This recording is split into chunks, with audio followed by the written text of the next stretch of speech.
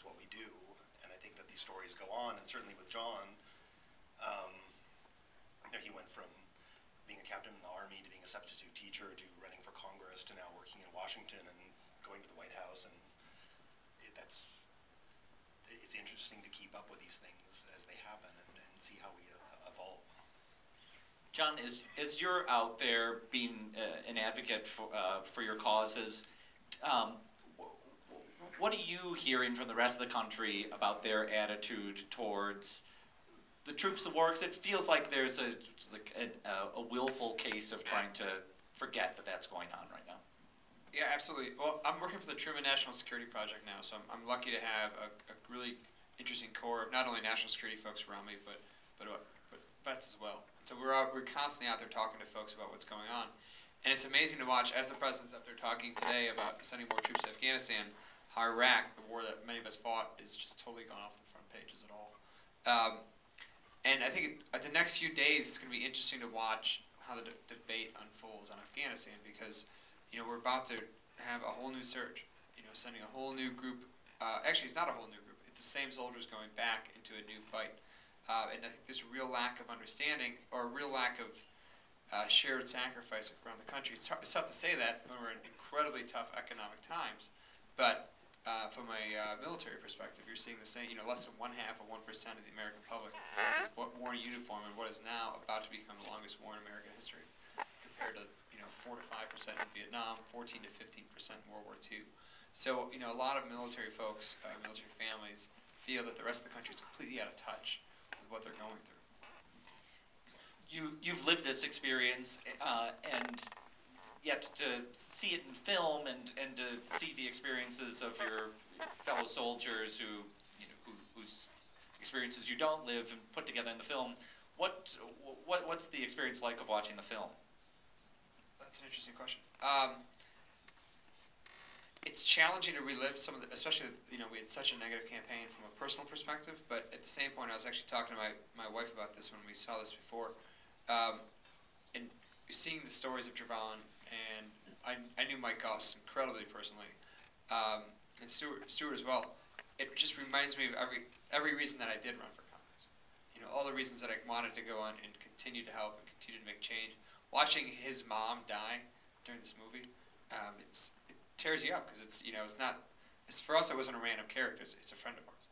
And knowing that she went through this because she couldn't get the right health care coverage. You could put aside all the talk in Washington and just have that, in the news. Let her talk to the screen for 30 seconds to the American public, and I think people there wouldn't be a debate. We knew that we'd have to take some action.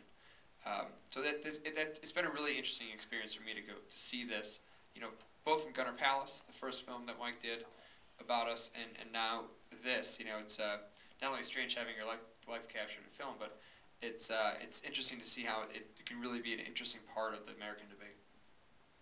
Petra, when you and Mike made Gunnar Palace and the Prisoner, How I Planned to Kill Tony Blair, which makes such evocative use of your drawings, you were living in Germany at the time, which is where you're from, and now since then you've moved to the U.S. and live here. In this film, How to Fold a Flag is so much about the U.S. It's so much like a panorama of the U.S. And I wonder, if there's something about the filmmaking experience that is tied into your experiencing the country as a resident here. That's an interesting question.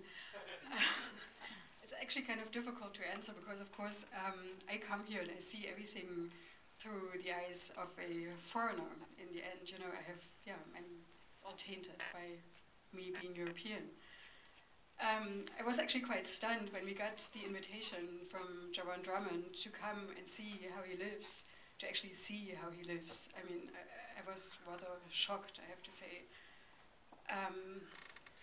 I don't know, it's full of surprises, and I think when Mike goes out and shoots, and the way we work together, this probably results in, I don't know, it's hard to say, in a different way to look at America than if you actually always hear. You might not necessarily see certain things because you're always surrounded by them, and only when you come here with relatively I wouldn't say fresh eyes, but I'm not used to many things, so I see them as new, and maybe that's why we pick them out to actually film them then.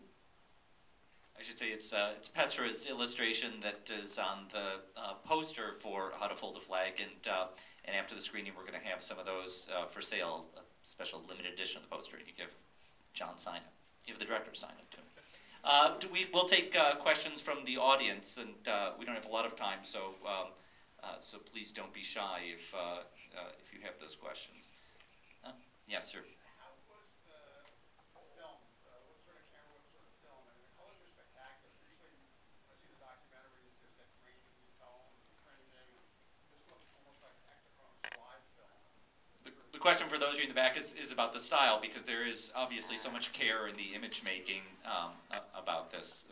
Can you talk about that visual approach?